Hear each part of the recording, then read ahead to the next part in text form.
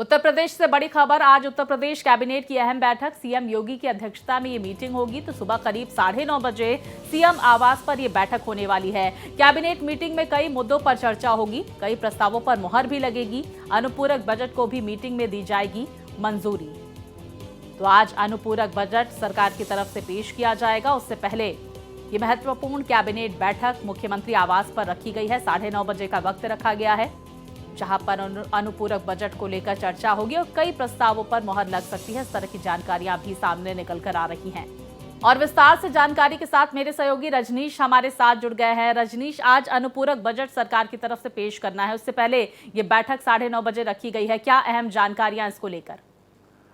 देखिए, जो अनुपूरक बजट होता है उसके पहले कैबिनेट की बैठक होती है, जिसमें जो बजट स्वीकृत किया जाता है उस पर कैबिनेट की मोहर लगना अति जरूरी होता है। अनुपूरक ही नहीं, कोई बजट या कोई विधेयक ऐसा आता है तो उसका नियम यही होता है कि उसको पटल पे रखा जाएगा और इसके लिए मीडिया ब्रीफिंग नहीं होती है, क्योंकि ये जानकारी गोपनीय होती है।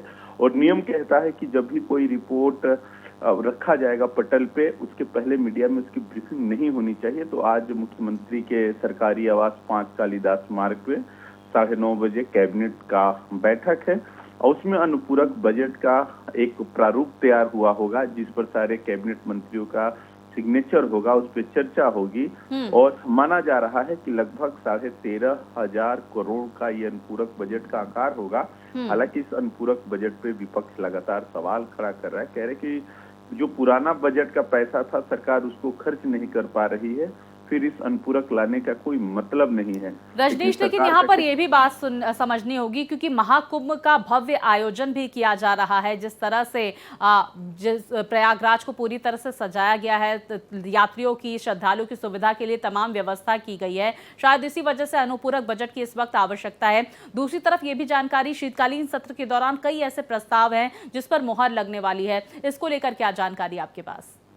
आपने सही कहा कि जिस तरीके से सरकार की कोशिश है कि कुंभ को दिव्य और भव्य बनाया जाए और इतिहास के पन्नों पर इसकी चर्चा हो, ऐसी करने की तैयारी है, तो उसके लिए बजट की आवश्यकता होगी। अब माना जा रहा है कि जो भी बजट होगा उसमें बहुत ढेर हिस्सा कुंभ के खाते में जाएगी, बाकी कुछ एजुकेशन पर जाएगा। नगर विकास के भी तमाम बड़े प्रोजेक्ट पेंडिंग बने हैं जिसमें धन की आवश्यकता है, उसको भी लेके होगी। लेकिन जो आपने दर्शकों को बताया कि इसका एक बड़ा हिस्सा कुंभ में ही जाना है, क्योंकि कुंभ को दिव्य और भव्य बनाने में सरकार कोई कसर नहीं छोड़ना चाह रही है। सबका पूरा विश्व का नजर पड़ा हुआ है, क्योंकि सनातन धर्म का ये सबसे बड़ा महापर्व है, समागम होता है, तो सरकार को उसके लिए धन की आवश्यकता होगी। और अनुपूरक बजट के ही सहारे जो धन आवंटित होगा, ये मिशन पूरा हो सकता है। तो कुंभ के लिए एक बड़ा हिस्सा इस अनुपूरक में जाएगा।